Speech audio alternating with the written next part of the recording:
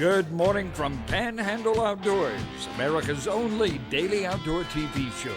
Your source for fishing, hunting, and information for folks who enjoy the great outdoors. Now sit back, relax. It's Panhandle Outdoors. Good morning, folks. Welcome to Panhandle Outdoors. I'm Winston Chester. I'm glad to hear this Monday morning. Always great to start a week off with something positive like Panhandle Outdoors, and always give you a laugh, I hope, and get you started for a big day at work or school or wherever you go. And I hope we can bring some happiness into your home.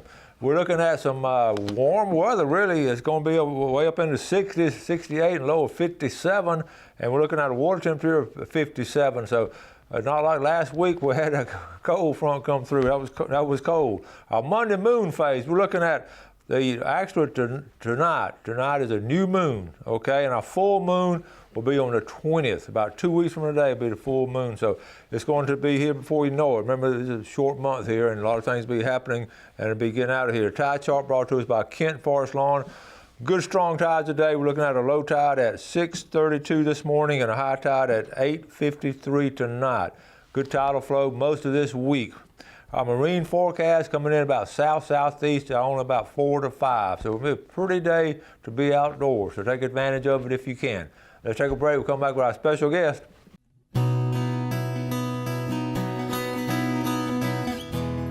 Welcome back, and look who's here this Monday morning. Hey, buddy. That's what happens when you leave the door open. I know it. We don't get to do a show together as much as we want to, and we're talking the other day, and he said, let's do it. So, yeah. What's up? Oh, we're doing the same things everybody else, I guess, we're still not able to live in our house. My office got destroyed, but, everybody I know is okay. Nobody got hurt, and so, the rest of it's just stuff. But it's amazing. It happened to people in our shoes, and we look down this road, and everybody's that way. I had two students a month on last week, and they're not living in their homes. So many people are still not living in their homes. So you get away and for a little while and come back, and then you get hit with this sea of blue. It's nice to go some places where there are trees that are straight, and there's a very definite lack of blue, especially in tarps. Speaking of, that's why one of the reasons I want you to come on, because we hadn't really had a chance to talk about your pheasant trip. Yeah. Getting all out from places. You brought some pictures and all. So I'm going to let you just talk about that pheasant trip y'all went on. Well, yeah, that was December the 16th, I believe, and we, Jim Lewis, my lifelong buddy, he and his wife have a place up in Iowa, Carroll, where she's from, and so they maintain a house up there, and they have farmland and other things. So we've tried to go for several years together. Jim makes 2 or 3 trips a year, and so this year we had it planned for some time, and I thought, oh well, here we go again, with the storm. But we both decided that it was due, we needed to get away. And so Donna and I flew up there to Carroll, Iowa, and we pheasant hunted with some of their family, and we just had a wonderful time. Well, tell us about it. You got plenty of pictures, so let's. I've got some. If you start with these pictures, and the first one looks kind of funny. It's the windmill, but when you get out there, it's just farm as far as the eye can see. It's farmland, and so they have these windmills like we have cell towers, only a lot more. Okay. But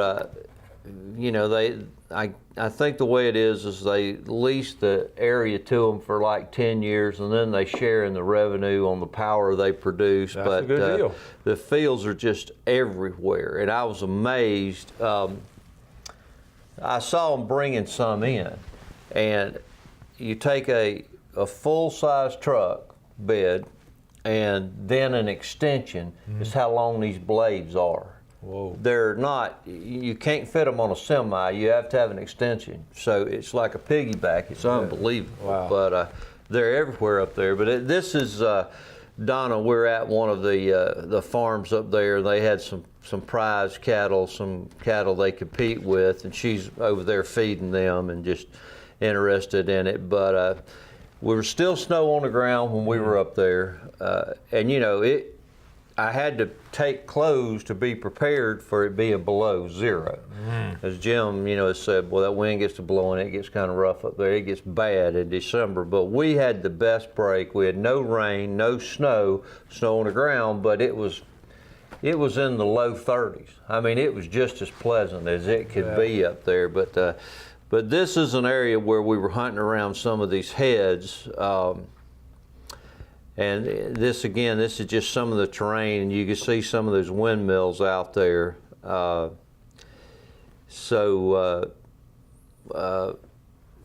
Just getting over like to here, this is kind of off one of the roads that goes through where you go down into the field with a lot of switchgrass. Okay. Now, are you using dogs or anything? Or yes. Okay. Yeah, these are flush dogs. Okay. And in a minute, there's going to be, that's kind of, when you looked at what we were hunting, that's what it looked like. Okay. And those pheasants get in there and they get in tight, and it's not as daunting as it looks. If it were here and those were briars, it would be miserable. But that just offers a little resistance. It's not bad at all. But there's a couple of the spaniels, and I forget the name. There's a good friend of Jim took us the first day we were up there, and those little dogs are only 6 months old. Really? But they are from an exceptional bloodline, and the breeder trains them at birth, and then the guy takes over when you buy them. Yeah. And those dogs hunted extremely well. Now, a couple of years from now, they're going to be something. But they work hard, work their way through all that switchgrass and everything, and for every step we take, they take 20. Yeah. It's going back and forth, and work off of whistle commands and stuff. So that's cool. When they're just running and bouncing around, and all of a sudden they freeze, things are starting to happen. But that's Jim with one of the birds, and got one of the dogs in there, Jim Lewis, of course, and everybody up there was just the nicest people. It was like being here. And again, it's hard to, as it's hard to shoot and take pictures. Yeah. And it was still a little too cold for Donna to brave to be the cameraman. She could have been a camera girl. That's right, and that wasn't happening.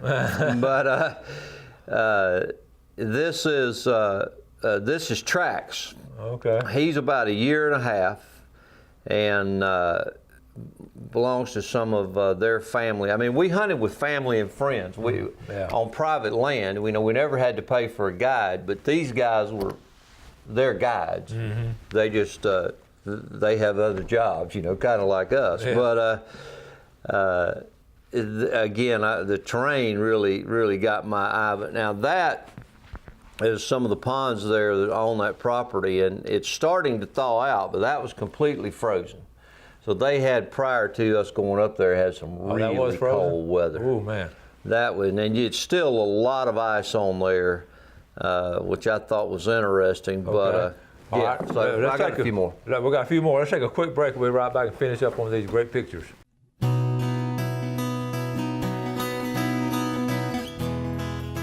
Okay, welcome back. I want to say a good morning to Ronald Fuller up there in Dothan, Alabama. Watches the show on YouTube. His dad, Doug Fuller, they had Southern Outdoor Sports, and you've been there in Dothan. Many times. That's the C&G of Dothan. Many times. Family-owned. Doug Fuller started. I actually featured him in my book, Full Box. They would come down here, like Southern Alabama people come down here for like 3 or 4 or 5 days and fish at Sandy Creek. Yeah. And then go back up, and I know Doug was just quite an outdoorsman, and they've sold the business now, but he watches on the show, and I want to say just good morning, Ronald, and I appreciate all of your YouTube viewers who appreciate it. But I didn't know him, but I used to bow hunt in South Alabama up there, so we'd always stop there. And then when I was playing all those softball tournaments, that was a stop that you made too. Yeah, that's a good story. Great people. And it's still in business, a great show. And at one time they had my book up there. All you folks up there want to run there and see it. But anyway, let's get back to this pheasant hunt out here in Iowa. This is cool. Just that's Jim, and if I'm not mistaken, this is Jim and Carol's nephew, but it's family in some kind of way. You know how I am on details like that. But anyway, his name is Chris Peterson, and he's just one of the nicest young men. He has he works there, you know, in the area. He's a rep for like a feed, and it's big up there, or seed company, and I'll get that wrong. Chris, I'm sorry, because he's gonna watch this on YouTube, but and that's Trax, but he's kind of like us, you know. He'd do the work that he had to do that day, you know, see his clients, do whatever, and then make it over there for a 3 or 4 hour hunt, you know, working it in between, and that's his dog Trax, who is, like I said, 1.5 years and just a great dog. That dog's gonna be. That dog is going to be fantastic, and there's one of the birds. But you know, the biggest thing you have to do is you can only shoot roosters. You can't shoot the hens. So you have to be able to identify them quickly. And that long tail. Are they running a different style, or do you see the head sticking up, or how do you identify them? No, you don't see. They hang very tight, and so.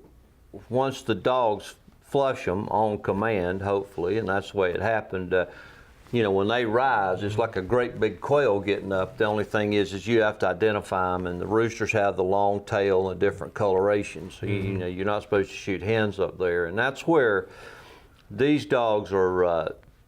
You have to keep them close. You know, they're not pointers, but they'll freeze on a scent and freeze on, you know, a sight when they get them, but.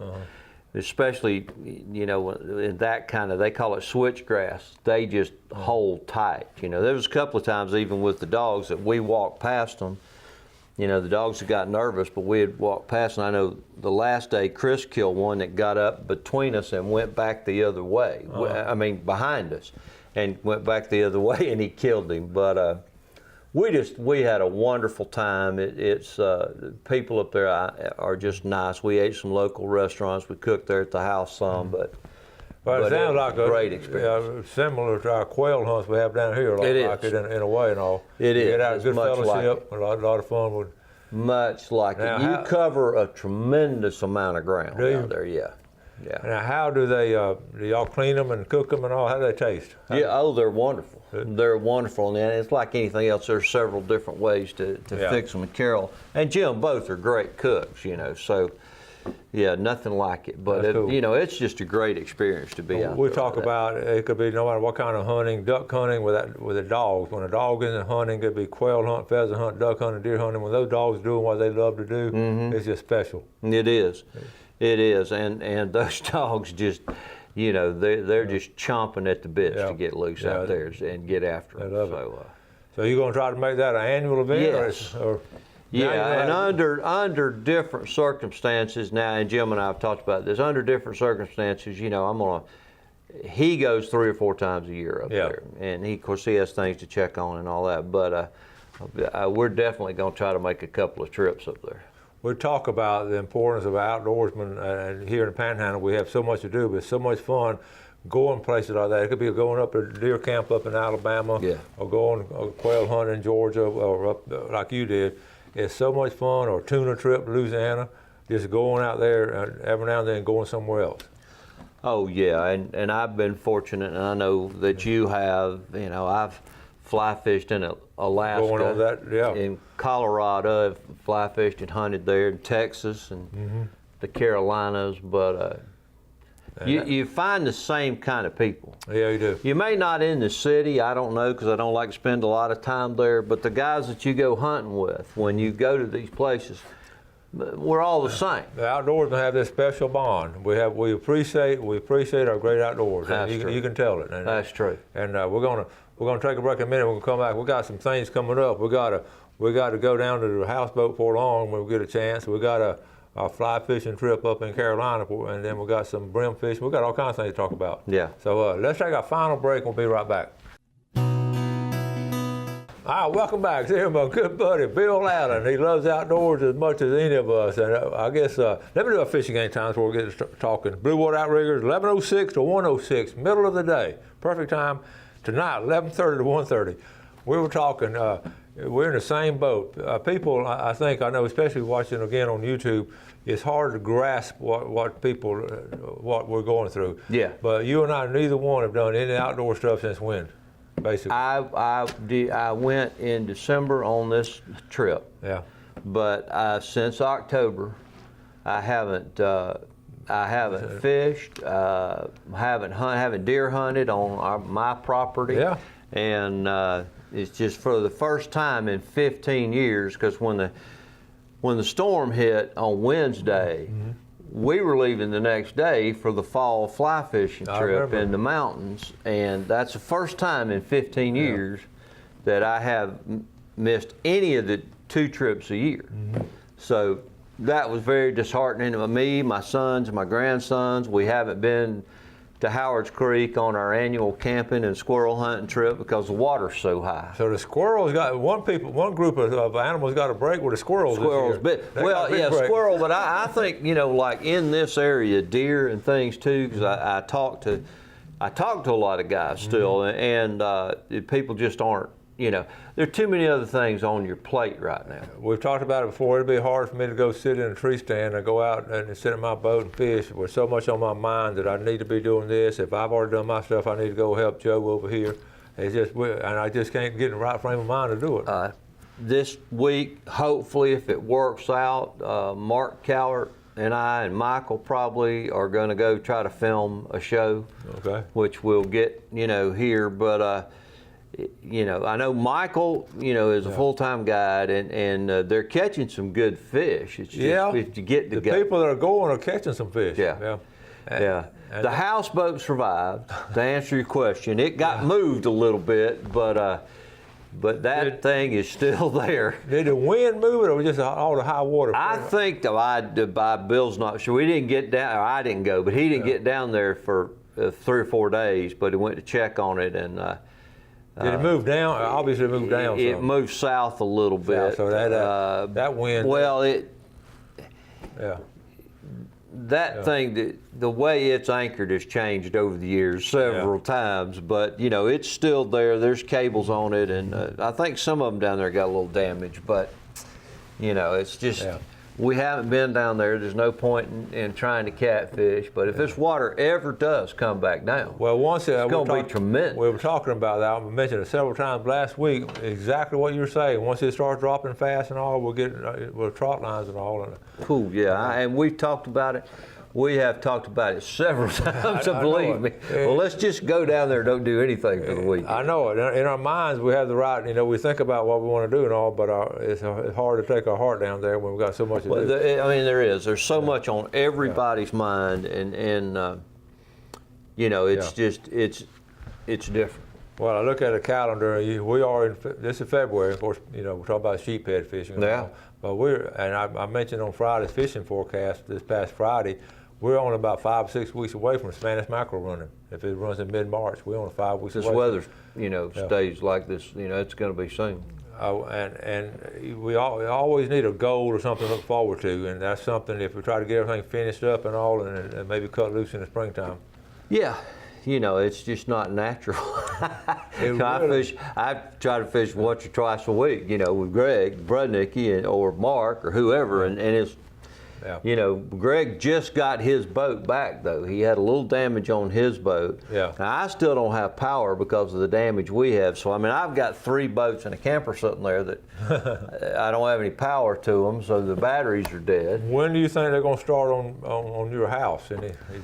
You know, I don't know. We've gone back and forth on the extent of the damage, and we got pushed back so far because they had to do so many things to try to figure it out that, you know, that's where we got. I can vouch for the insurance companies in America aren't in it for anybody but for themselves. Yeah. Well, if you're 5 minutes late on a payment, they will cancel your insurance. But some of them, if you're trying to get a checkout up, they don't operate the same way. I've got so many stories, some of my own personal ones and some friends and all, are just ugly, and it's a shame it's got to be that way. Yeah, it's in a difficult time when you have to deal with it. It is what it is, and we pray for patience and all, and just try to do the best we can and go from day to day. But I know a lot of folks, we just cannot wait to get back to normal. Mm-hmm. And you know, here there are a lot of people who are still out there helping neighbors and friends, and you know, it's wonderful. And I think I said this before on the first show I did after the storm. You don't, if you haven't been through this level of storm, you don't understand. At least I didn't, because Donna and I would always support efforts by, you know, sending money to South Carolina or to New Orleans or wherever it happened. But I promise you this: the next one that hits somewhere else, I will have found an organization to join, whether I take my camper or tent and go to that area and stay there for a week or whatever I can get away with, to go over there and assist people. Because that is so true. These people who came over here and at these churches, amazing, wasn't it? It was truly just heartwarming. I mean, they were here the next day. And you know, folks, they don't have it any better than us. They're out there in tents. They bring their tents. And they these people bring have jobs. They left their jobs. They lived. Came down they here. did. So. And, so many churches, organizations, I've mentioned over and over again, you know, brought the people staying in the parking lots, in their campers, and inside staying inside with a sleeping bag inside the church fellowship hall. You know, they didn't have it any better than us. And these thousands and thousands and thousands of power line workers who came down here, they're sleeping in tents too, you know, and so they did a tremendous job. Yeah. It was. You look back on it, once in a lifetime. Hopefully, it's a once in a lifetime experience. Well, it's the worst one, you know, whatever. But you know, I promise you, the next disaster that hits that I can get to, I will be with the group that goes over there for a week or so. And with the chainsaw, the chainsaws were amazing. Because you know, the Weather Channel. It happens, you got big coverage, and the next day of all the damage, and then it goes away because it's not news anymore. Yeah, and you know, it's still the devastation here, and you know, God bless Mexico Beach and Port St. Joe. Unbelievable. Yeah, it is. Unbelievable. Well, wrap it up, buddy. All right. Thank you, man. Enjoyed it as usual. Good job. I always want to thank y'all for watching. One big thing I did get a new chainsaw out of all this. So, that's right. But I've used it a lot. It's not new anymore. Y'all do something good today for your fellow man. You have a great day. Enjoy our beautiful outdoors, and God bless. God bless. Thanks for watching America's only daily outdoor TV show, Panhandle Outdoors with Winston Chester, featuring hunting, fishing, and other activities and information to help you enjoy the great outdoors. Join us next time for Panhandle Outdoors.